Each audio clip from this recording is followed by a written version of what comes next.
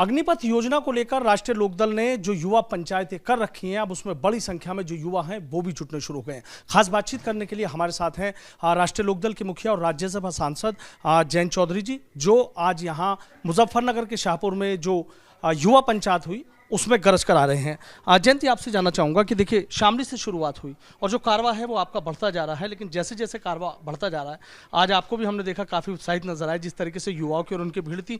तो लग रहा है कि जिस उम्मीद में युवा पंचायतें की जा रही हैं वो सफलता की तरफ आगे बढ़ रही हैं। ये एक राजनीतिक प्रक्रिया होती है, पॉलिटिकल मेन स्ट्रीम में जो लोग हैं कि जिम्मेदारी बनती है कि जो इश्यूज़ हैं, जो मुद्दे, उनको लेकर हम चलें। और आज देश में सबसे बड़ा मुद्दा ये है, बेरोज़गारी को लेकर और अपने भविष्य को लेकर सब चिंतित हैं, नौजवान खास तौर से। और वो अपने तरीके से विरोध कर भी रहा था और उसे ये लगने लगा था कि हमारी सुनवाई नहीं हो रही।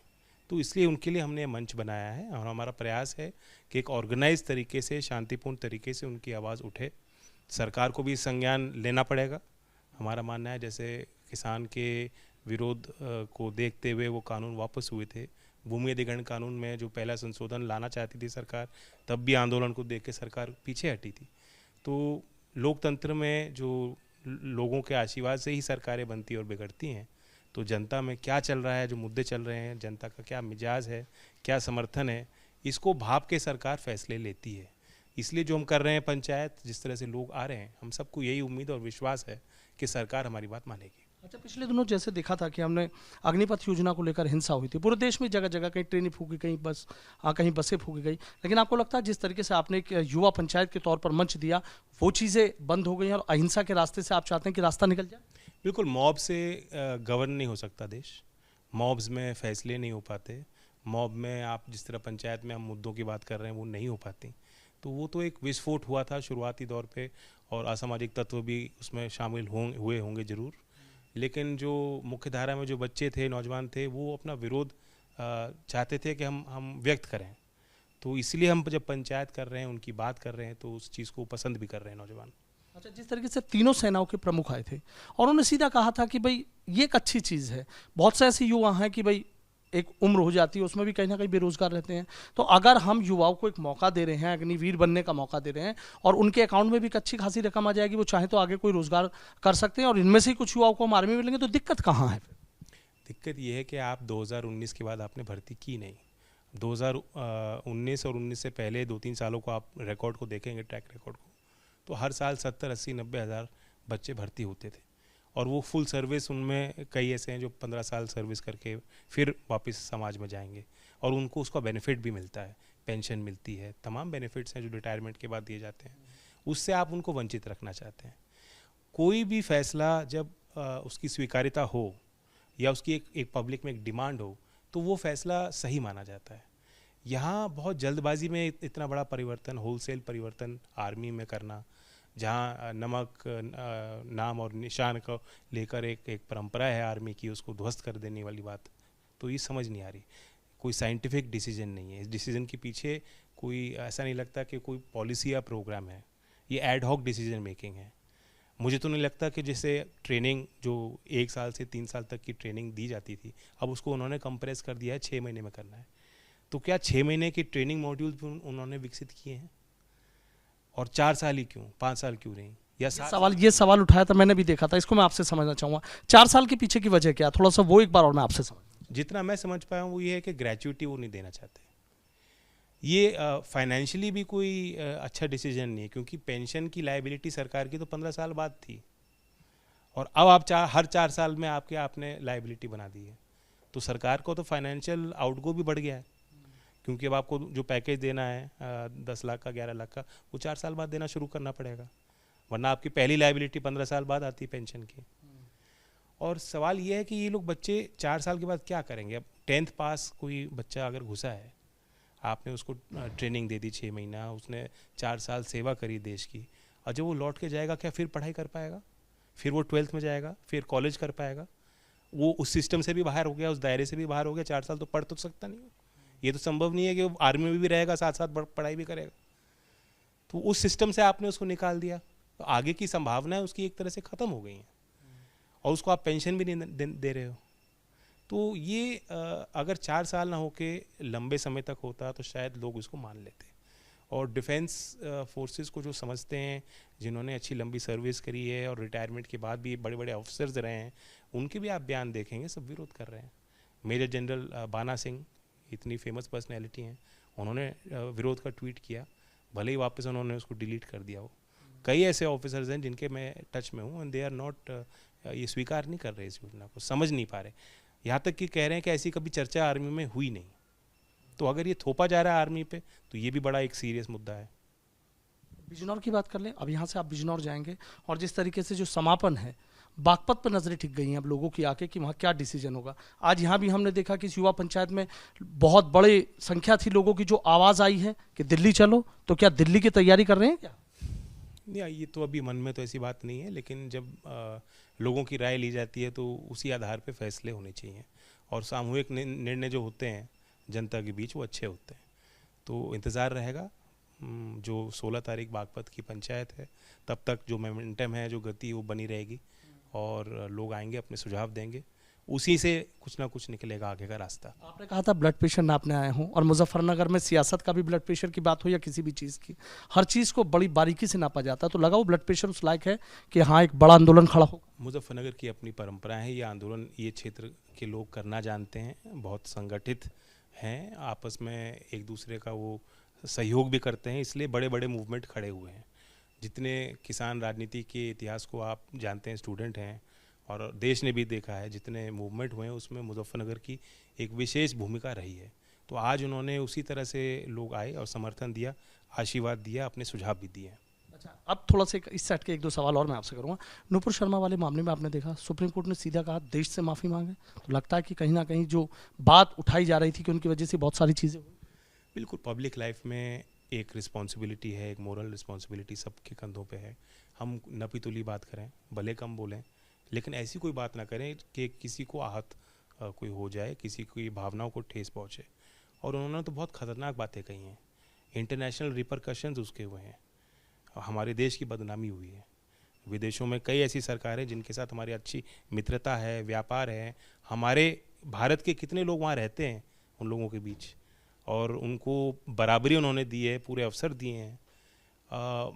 आपने उनके ऐसी टिप्पणी करने से उनके भविष्य पे भी आपने सवाल खड़े कर दिए। तो सेंसिटिव इशू था, और माफ़ी मांगने में कुछ नहीं होता। अगर गलती हुई है, पब्लिक लाइफ में कई बार ऐसे मोड़ आते हैं, तो उनको माफ़ी मांगनी चाहिए। अगर सुप्रीम कोर्ट जो सबसे बड़ी संस्था है, वो समझती है कॉन्स्टिट्यूशनल मैटर्स को, राइट्स को, और जब जज ने ऐसी बातें कही हैं तो नुपुर को समझना चाहिए। आपने जैसे कहा कि नौजवानों पर ही नहीं पूरे देश पर खतरा कैसा, किस तरह का लगा, चीज़ें बदल रही हैं क्या? बहुत रिफॉर्म वो होता है जो लोगों को साथ लेके चले, लेकिन ये तो दमनकारी नीति है। ये रिफॉर्म, ये सुधार की तरफ हम नहीं चल रहे हैं। और जो पोलराइजेशन हो रहा है वो भी आप देख रहे हैं कि अब हेट क्राइम बढ़ रहे हैं लगातार, मॉब वायलेंस बढ़ रहा है, और इंस्टीट्यूशनल फेलियर्स भी हैं। कोर्ट्स भी उस तरह से सही समय पे संज्ञान नहीं ले पा रही। इतने बड़े बड़े इश्यूज हैं जिन पे सुप्रीम कोर्ट पे चर्चा नहीं हो रही, लेकिन विधायक चले गए तो सरकार गिरेगी नहीं गिरेगी, शिवसेना बचेगी नहीं बचेगी, उस पर शाम को और रात को भी जो है कोर्ट बैठ के फैसले सुना सकता है। मतलब ये मैं कोर्ट की गरिमा पे सवाल नहीं कर रहा हूँ, लेकिन हमें कोर्ट की एफिशिएंसी को भी देखना चाहिए कि इतनी बड़ी पेंडेंसी है, और कई कॉन्स्टिट्यूशनली इंपॉर्टेंट मैटर्स हैं। आपको पता है पॉलिटिकल फंडिंग का एक केस सुप्रीम कोर्ट में लंबित है, वो अभी तक उसकी सुनवाई नहीं हो पाई, जो इलेक्टोरल बॉन्ड्स का केस है। अब फिर बॉन्ड आए हैं, आप देखेंगे उसमें फिर से 90% शायद बीजेपी को जाएगा वो पैसा। तो अगर ओपेक पॉलिटिकल फंडिंग जारी रहेगी, यानी हमें पता नहीं है कौन चंदा दे रहा है पॉलिटिकल पार्टीज़ को, तो फिर राजनीतिक भ्रष्टाचार पे हम अंकुश नहीं लगा पाएंगे। ये सब शायद सबसे महत्वपूर्ण सवाल है देश के लिए, लेकिन इस पे कोर्ट में कोई चर्चा नहीं हो पा रही। चीज़ें लेकिन साफ हो जाएंगी अगर चर्चा होगी। अब एक निर्णय होगा, वो सब पे लागू हो जाएगा। हम तो तैयार हैं, जो भी निर्णय होगा we will welcome it. Akhilesh Yadav की बात कर लेता हूँ। आज उन्होंने प्रदेश अध्यक्ष को छोड़कर बाकी इकाइयाँ भंग कर दी हैं, तो लग रहा है कि फिर से वो किसी और नई राह पर नए दुरुस्त करने को लेकर। नहीं, पॉलिटिक्स में only thing that is permanent is change. Life में भी यही है असूल कि चीज़ें बदलती रहती हैं, और नव निर्माण तो करना ही है। नतीजे अच्छे थे और उसमें कुछ हमें सफलता मिली, लेकिन जो हम रिज़ल्ट चाहते थे यूपी के लिए, हमें उसमें कामयाबी नहीं मिली। तो इसलिए संगठन को भी दुरुस्त करने का एक अवसर उनको मिलेगा। मैंने अपने पार्टी के यूपी के इकाई को भंग किया हुआ है और हमने भी अभी सिर्फ प्रदेश अध्यक्ष ही नियुक्त किए हैं। तो जब संगठन नीचे से नए सिरे से बनेगा, नए लोगों को मौका मिलेगा, तो नई ऊर्जा और नई डायरेक्शन पार्टी को मिलेगी।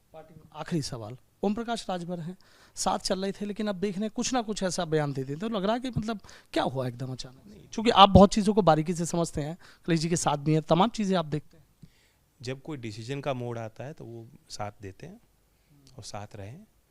अभी एमएलसी और राज्यसभा के चुनाव में भी उन्होंने साथ दिया। उसके पहले तो पुरजोर कोशिश की। अभी जो बाई इलेक्शन हुए हैं वो खुद ज़मीन पे प्रचार भी कर रहे थे। तो खुद समझदार व्यक्ति हैं, संघर्ष बहुत किया उन्होंने यहाँ तक पहुँचने में। किसी ने उनको जगह दी नहीं, खुद उन्होंने जगह बनाई है। तो दाद तो देनी पड़ेगी। उनका अपना एक विजन है, काम करने का तरीका है, और ये लोकतंत्र होता है। इसमें आपस में हम लोग आलोचना भी करते हैं, हम लोग चाहते भी हम लोग और बेहतर प्रदर्शन करें, तो सुधार भी लाने होंगे। 2024 को लेकर बीजेपी ने तो अपनी तैयारी कर ली है। आपको लगता है जिस तरीके से विधानसभा चुनाव में घेराबंदी और तमाम चीज़ें आपने, जो एक बात यहाँ पर उठी थी पश्चिम उत्तर प्रदेश की धरती से कि दो युवाओं की जोड़ी चलने के लिए है, वो युवाओं की जोड़ी अब भी आप राज्यसभा पहुंच गए हैं, तो आगे माना जाए कि लोकसभा चुनाव में कहीं ना कहीं एक टक्कर, एक कड़ी देने जा रहे हैं? और क्या ये चर्चा जिस तरीके से चल रही है कि अग्निपथ के सहारे और राष्ट्रीय लोकदल एक बड़ा मूवमेंट खड़ा करने जा रहा है? बड़ा मूवमेंट तो होगा, ये अपने आप ऑर्गेनिकली होगा, क्योंकि ये क्राइसिस है। अभी आपको पता है कि मोदी जी ने 10 लाख नौकरी की बात की, लेकिन आप केंद्रीय विभागों को देखेंगे, पिछले 8 साल के रिकॉर्ड को देखेंगे, भर्तियां पूरी नहीं हो पा रही। योगी जी ने अभी ये घोषणा कर दी है कि यूपी के हर परिवार को हम एक नौकरी या स्वरोजगार देंगे। 5 करोड़, मतलब 5 करोड़ नौकरी दे पाएगी यूपी की सरकार? कोई योजना नहीं है, बस घोषणा है। तो ये एक ऐसे मुद्दा तो ये बनेगा ही, 24 में भी बनेगा, और आगे के लिए भी एक बड़ा चैलेंज है कि जो हमारा ग्रोथ मॉडल है वो जॉबलेस ग्रोथ की तरफ हम जा रहे हैं। जो पूंजी देश में आ रही है, जो निवेशक आ रहे हैं, वो भी जब आ भी रहे हैं तो वो भी ग्रीन फील्ड में नहीं जा रहे। स्टॉक मार्केट बूम कर रहा है, लेकिन वो वेल्थ ट्रिकल डाउन नीचे तक नहीं जा रहा। तो ये कुछ बुनियादी इश्यूज़ हैं जिनको लेकर हमें एज ए सोसाइटी, देश के तौर पे हमें सोचना पड़ेगा, और ये चैलेंज रहेगा। इसलिए 24 में तो मुझे लगता है कि अनएम्प्लॉयमेंट एक मुद्दा बड़ा रहेगा, और इसमें लोकदल की अपनी भूमिका है। हम लोग तो ज़मीन पर हैं, ऐसे समय पे काम कर रहे हैं जब बारिश का समय है, गर्मी है। कोई पॉलिटिकल पार्टी ज़मीन पे अभी काम नहीं कर रही, उनकी कोई गतिविधियाँ नहीं है। और बीजेपी तो बस चुनाव को देखती है। वो इतना ध्यान अगर गवर्नेंस पे दे दें, जहाँ उनको इतनी ताकत जनता ने दी है कि अच्छा शासन लोगों को मिल जाए, उस तरफ उनको प्रयास करना चाहिए। लेकिन वो सिर्फ चुनावी मशीनरी है, उसी में व्यस्त रहते हैं। किसान आंदोलन को एक बड़ी ताकत से आप लोग वापस करा पाए, और तमाम युवाओं की नजरें टिकी हैं, क्या अग्निपथ योजना वापस करा पाएंगे? सरकार ने तो कह दिया हम वापस नहीं लेंगे। सिर्फ ये आखिरी सवाल, हमेशा लचीलापन होता है पॉलिसीज़ में, निर्णयों में, और ऐसा कोई निर्णय सरकार नहीं लेती जो वापस नहीं ले सकती। तो ये तो कहने की बात है, सरकार वापस नहीं लेगी तो 24 में जनता निर्णय लेगी। बहुत बहुत शुक्रिया। तो देखिए, जयंत चौधरी जी हैं, बेबाक बातें रखी हैं, सीधा कहा है कि अग्निपथ योजना को लेकर जो उनका मूवमेंट चल रहा है वो चलता रहेगा, और सरकार यदि इसे वापस नहीं लेती तो 24 बेहद नजदीक है। वीडियो जर्नलिस्ट राजेश शर्मा के साथ सनुज शर्मा, एबीपी गंगा, मुजफ्फरनगर।